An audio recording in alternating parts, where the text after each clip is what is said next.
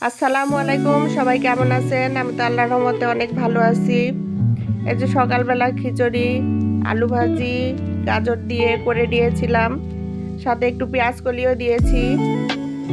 এভাবে আলু ভাজি করে নিলাম, আমার বাচ্চারা খুবই পছন্দ করে, আমারও খেতে ভালো লাগে। একটু তুলে নিয়েছিলাম, এরপরে যে আমি খাওয়ার জন্য প্লেটে তুলে নিচ্ছি, সাথে একটি ডিম সিদ্ধ নিয়ে নিয়েছি। এরপরে হঠাৎই মনে হলো আটা দিয়ে একটা চিপস তৈরি করি।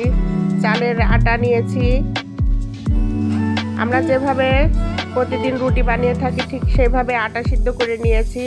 এই যে মথে নিচ্ছিলাম, এভাবে সুন্দর করে মথে নিয়ে সুন্দর একটু সফট ডো বানিয়ে নিতে হবে।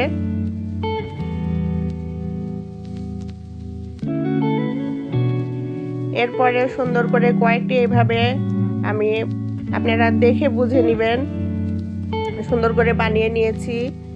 এভাবে এই যে গরম পানি দিয়েছি, গরম পানির ভিতরে একটু ফুড কালার আমি দিয়ে দিয়েছি, অরেঞ্জ ফুড কালার।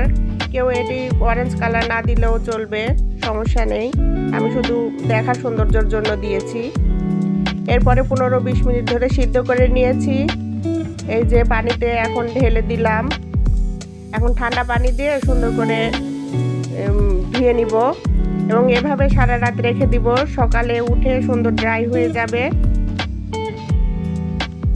এরপরে বটিতে আমরা কেটে নিব। আগে আমরা ছোটবেলায় দেখতাম এভাবে রোজার সময় আমাদের মা চাচিরা অনেক রকমের পিঠা চিপস বানিয়ে নিত, সিরিঞ্জ পিঠা, আলুর চিপস এভাবে বানিয়ে নিত।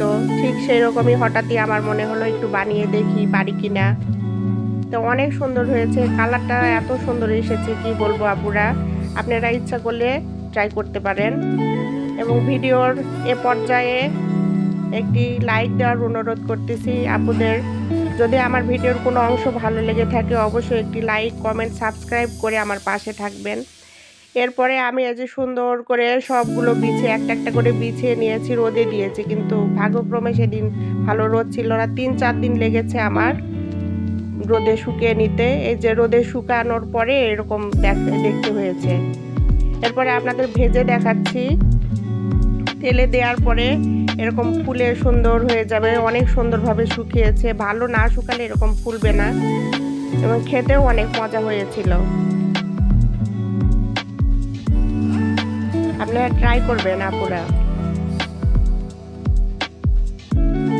দেখতে কি সুন্দর হয়েছে দেখেন, অনেক সুন্দর।